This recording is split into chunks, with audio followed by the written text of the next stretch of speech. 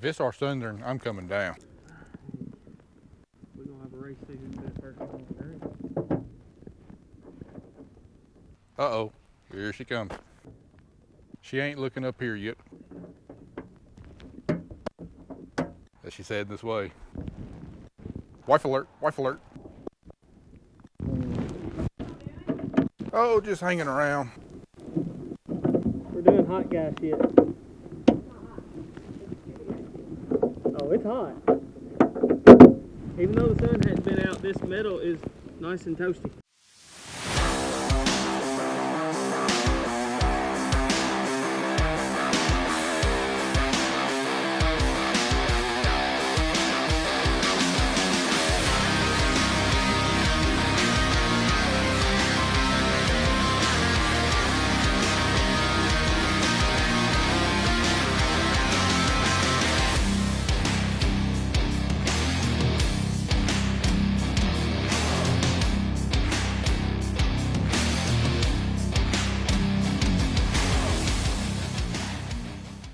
Alright, we got a bunch going on here the next day or two. Got all the crops in, and it's that time of year we got to get ready for wheat harvest. So first thing this morning, got Bo from JayJen. He's out here doing some repairs on the grain bin. So let's go see what he's up to. What's going on? I'm pretty good. Trying to take advantage of this. Yeah, I wasn't expecting y'all out here, otherwise I've been out here waiting on you. Sunny weather, man. You know what I mean? Beautiful, ain't it? All right, what we got going on the grain bins? Had a lot of bushels run through it.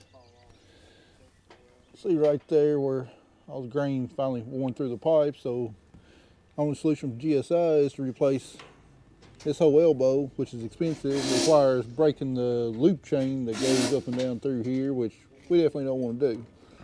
So I got Bo to make me some replacement ends that are cut in half, and all we got to do is bolt them together once we get the mounting brackets welded on there.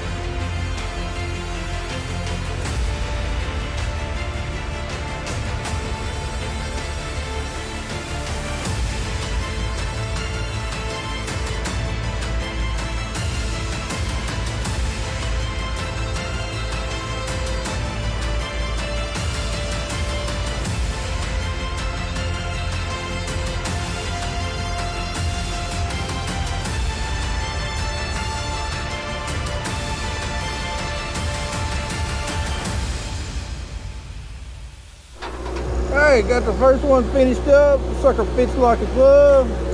Now it's in two halves, so when this piece wears out again, all I gotta do is unbolt it and bolt another one on. Now we're gonna work on the vertical one here on this elbow. All right, we run into a problem all the way to the pipe, and the motor up there is resting on that. We didn't realize that. We thought it was braced up there, but it's not. So, whenever cut this loose, that pipe's wanting to sink. So, you got to rig up a way to support this pipe and everything. We try to come along with some bracing, but all it's doing is bending that, just too much weight. So I think we're going to get the forklift here, take some stuff off, and build a box to go around there to lift it all up with.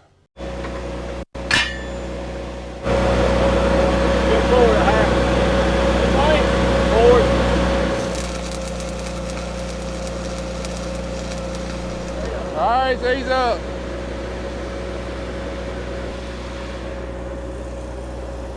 All right, we got us a gap now. That's about all we need, ain't it? That should work. Now I gotta finish that cut, rip it in half, and then we'll get the other one and see how we're gonna have to do it.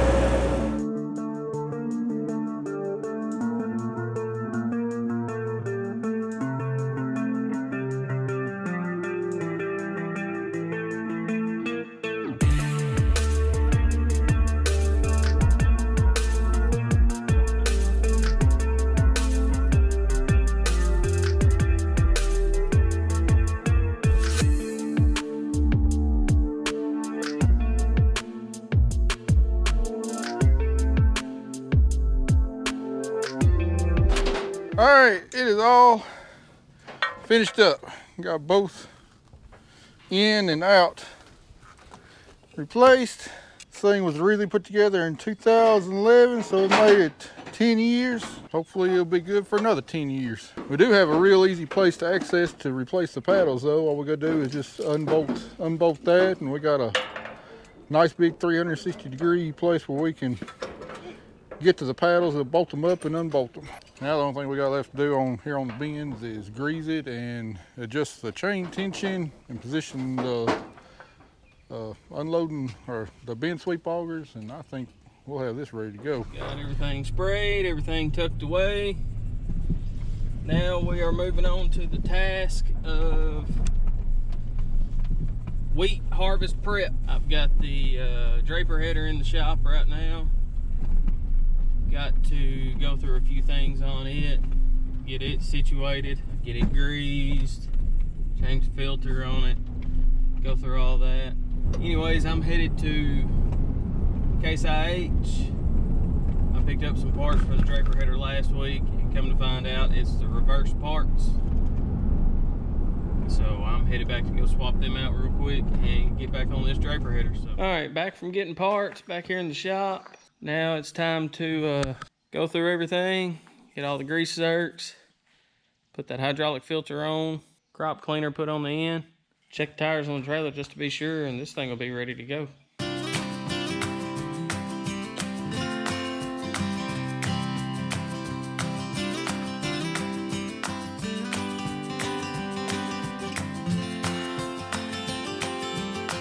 Alright, got it all mounted up. I'm checking it loose fitted right now, because I can tell I'm gonna have to, from where the other one got bent last fall, I'm gonna have to do some manipulating right there, because it's wanting to cock out towards the outside.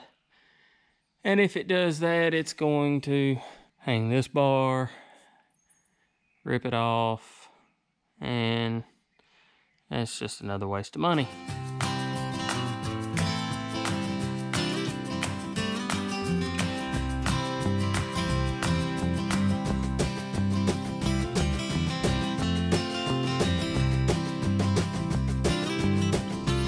Zach has finished up the header, and now he is headed to go take the semi-truck to go get new tires, because we've had problems since last fall. We got 2 or 3 that are flat, so he's gonna go get that done. This should be finished. Should be ready to go to the field next week, hopefully. Fingers crossed. So while Zach is taking the semi-truck to get the tires looked at, be replaced, I'm tackling this mud monster. I did on Friday, a little bit Saturday. It's still completely covered in mud. There's so much caked up on the inside, and I want to try and get this, look at that, these inside of these wheels done, especially inside the disc openers. You cannot power wash this due to the fact that these sensors right here, oh, nice little spider, these right here, and the ones connected to this, you power wash them and they break. These are extremely expensive, so I'm pretty much just taking a old school water hose. The water pressure down here is fantastic, so hopefully I can get most of the mud out, and then we'll take these units off where these are, and then I'll be able to fold it out and then pressure wash the rest of this off before we start planting double crop soybeans after wheat, which, as you can tell, the weather's not cooperating. We probably will not be in the wheat field till late next week, so we're just kind of odds and ends. Matt is up in the office getting paperwork done, and I'm just out here getting dirty. Everyone on this farm washes equipment. It doesn't matter if it's me or Matt or Zach. Everyone washes equipment. We share all the jobs. So I don't mind this because I can put my earbuds in and I can just listen to music, and it's about 78 outside, so I don't mind getting disgusting. I hate washing in the winter. I don't like being cold. So it's kind of a, Matt absolutely hates the summer, hates sweating. So it's a nice trade-off, don't you think? So when we do start wheat, this is my job. I plant all the double crop soybeans. It's a love-hate relationship. I don't like to be in the wheat field because I'm allergic to pretty much everything, but started this job a couple years ago and I thoroughly enjoy it when everything goes right. I don't know why this tractor and this planter gives Matt such a hard time, because Laverne and I, we have an understanding. Every morning I go out and I'm like, look girl, it's gonna be great. I'm gonna treat you with respect, you're gonna treat me with respect. It's gonna be a fantastic day. And we'll have a love relationship, not a hate one. Treat your equipment like women. Some like it a little dirty, some like it a little like a flower. You just have to be nice to it and it'll work for you. Got the 18-wheeler out. Had to get 2 tires repaired on the drive axles. Got the shop swept up, that way I can crawl around on the floor and not feel just extremely dirty. Get the 18-wheeler in here, get it greased, get everything done on it, then pull the jet hopper bottom in here, go through it, and we'll be able to check it off the list.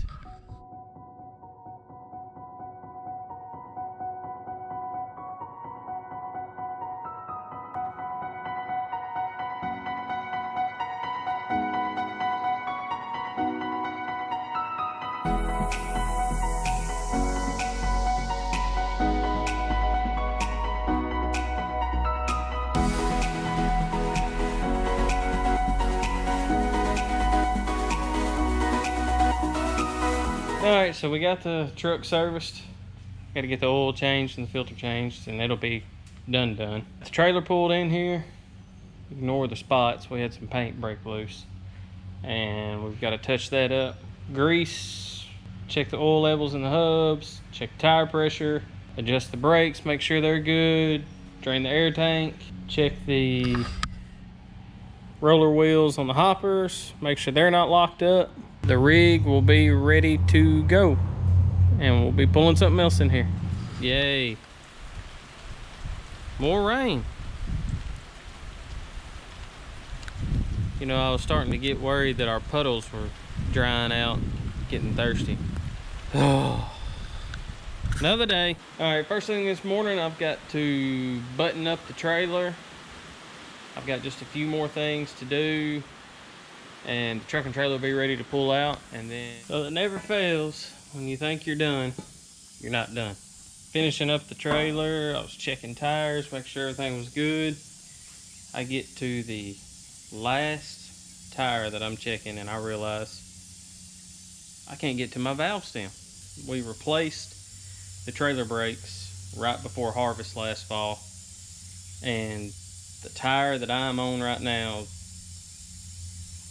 we could not get the lug nuts to break loose with our 3/4 inch. So we took it to our tire shop, where we knew that their guns could break it loose because they do it every day. And I guess when they mounted the tires back up, they didn't line up the valve stems. So now I'm having to line them up. And I'm sure there's going to be a bunch of folks that say, how could you run it all harvest and not ever check tire pressure? Well, they went through the thing, checked all the tires, had 2 pinholes with roofing nails somehow that they fixed. Said everything was good to go, and I just do the hammer test on them every morning and don't think anything about it. Plus, we had somebody custom haul for us last winter, so I never even thought to check the tire pressure other than the hammer test.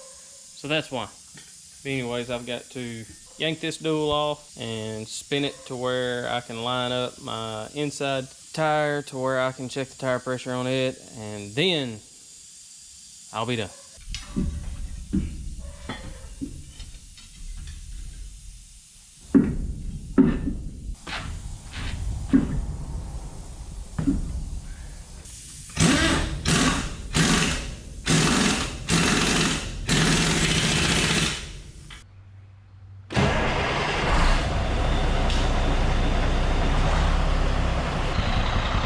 Alright, done with that.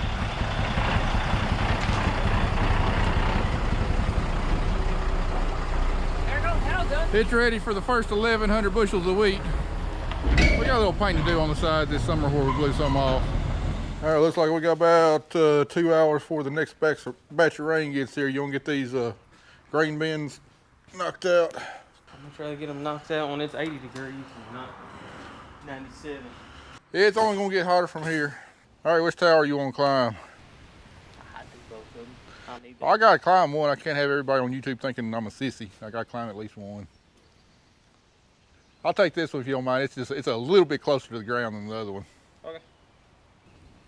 Now 45 feet tall don't look that far from the ground, but I assure you, it's on up there. You get about 50 steps up and you feel that thing start wanting to go side to side. It's With this wind blowing, how bad do you think that tower's gonna be swaying up there? probably gonna move a good 10 inches up there at the top. There's really only two things in life that I'm absolutely terrified of. One of them is heights, the other one is wasps. I know I'm gonna encounter the heights up there, and there's a pretty good chance I'll encounter the wasp too. Let's get it over with. I'll give you this side because if there is a wasp, you can run down the walkway though. That is true. There is a way to get away up there, at least 20 feet. The other side, there's nothing. All right, get it over with.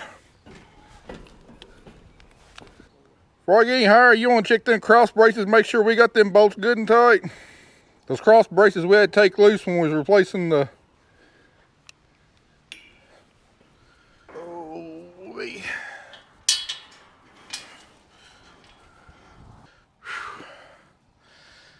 Oh, I don't like this. Well, this tower's moving. Oh, catch my breath. My arm cramping up. All right, we're pulling up our grease gun here. Let's get this done so I can get back on solid ground. All right, we got several bearings. We got grease up here. All right, go ahead and cut it on.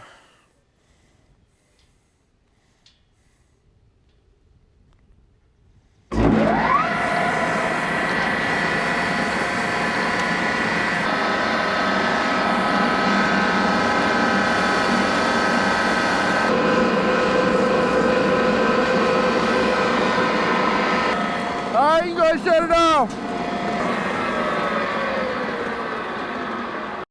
Alright, this side is all greased up and checked. Tell you what, once you actually get used to being up here and the swaying back and forth, it's actually not that bad. You got a pretty nice view of everything.